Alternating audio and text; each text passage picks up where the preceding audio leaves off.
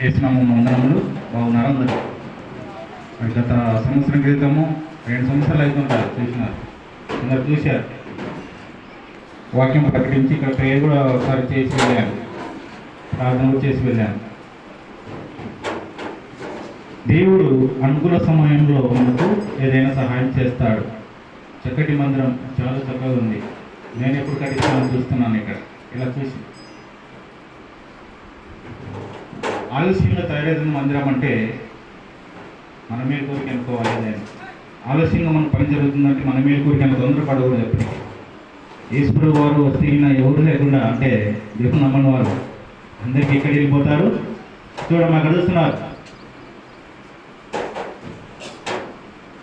నరకానికి వెళ్ళిపోతారు. మరి ఈశ్వరు వారు ఎందుకు రావడం లేదు? ఆలస్యం ఎందుకు చేస్తున్నారంటే అందరూ మారాలి. ఏ ఒక్కరు నరకాగ్నికి నాశనానికి పోవడానికి వీలు లేదని దేవుడు రావడం లేదు. ఇప్పుడు ఎంత గొప్పవాడు అంటే ఆయన మనసు గొప్ప, అందుకే ఆలస్యం చేస్తున్నాడు. చాలామంది అంటారు నేను తెలంగాణకు వస్తే అన్నారు, అందరికీ స్కోర్ చేయ దగ్గరికి రా అందరికి ఏమన్నారంటే చర్చ్ ఉంది అక్కడ, వాళ్ళు మూర్ఖులు. వాళ్ళు ఏమన్నారు?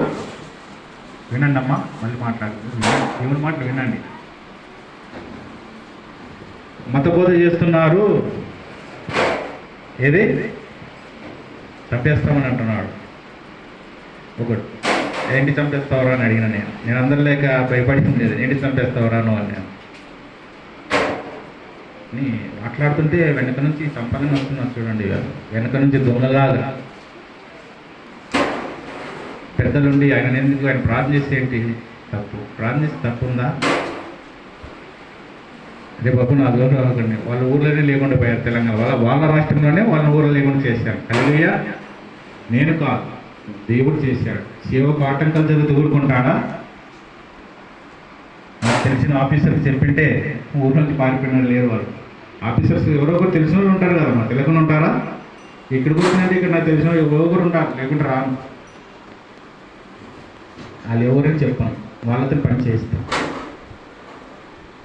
పులివెందులకు రమ్మన్నారు, ఛాలెంజ్ చేసి పోయిన పులివెందులు కూడా కుక్కలాగా నోరు మూసుకున్నారు. 3 రోజులు వచ్చిన పులివెందులు. చూడండి, సేవకి ఆటంకం జరుగుతుంది. అందుకని నాకు యేసుప్రభు ఏమన్నారు? కుక్కలని కూడా అంటున్నారు. ప్రకటన తీసుకుందామా? మరి పాట ఒకటి ఉంది, ఎంతో కష్టపడి పాట రాసిన అనేది. ఇక్కడికి వచ్చిన తర్వాత రాసిన ఈ పాట. కానీ ఈ పాట మనం అందరం క్లాప్స్ కొడుతూ ప్రపంచంలో ఉన్న అందరి లైఫ్ల గురించి రాసినాను ఈ పాట. ప్రపంచంలో ఎంతమంది ఉంటారో అందరి జీవితాల గురించి, వాళ్ళ జీవితంలో జరగబోయే దాని గురించి కూడా రాసినాను ఈ పాట. చాలా బాగుందని ప్రకాశం జిల్లాలో చెప్పినారు వాళ్ళు రాసింది అక్కడ. ఈ పాట మన అందరిది, అది కాదు, మనందరి పాట. పాట పాడదాం. అందరు క్లాప్స్ కూడా తెలుసు కదా ఎలా కొట్టాలని.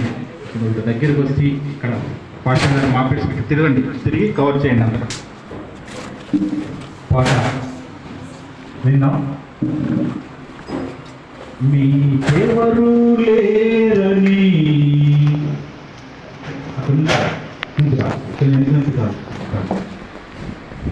మీకెవరు లేరు. ఆన్సర్ రెడీ పెట్టుకోండి. వాక్యం అలా తెలుగుదురు, వాక్యం దగ్గర పెట్టుకోండి.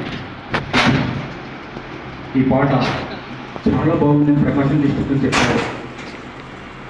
మీకెవరు లేరని మీరెందుకు వేచుదురు, మీకు తోడై ఉన్నాడు మన యేసు దేవుడు. నీ తల్లి నిన్ను మరచినా గాని, నీ తండ్రి నిన్ను మరచినా గాని, నీ తల్లి నిన్ను మరచినా గాని,